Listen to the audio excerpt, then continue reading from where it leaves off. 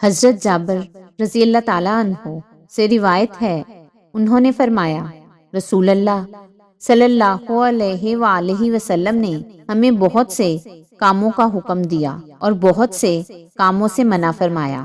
آپ نے ہمیں یہ حکم بھی دیا کہ سوتے وقت چراغ بجھا دیا کریں۔ حضرت عبداللہ بن مسعود رضی اللہ تعالیٰ عنہ سے روایت ہے، رسول اللہ صلی اللہ علیہ وآلہ وسلم نے فرمایا، جب تم 3 افراد ہو تو 2 آدمی اپنے تیسرے ساتھی کو چھوڑ کر سرگوشی نہ کریں، کیونکہ اس سے اسے غم اور افسوس ہوگا۔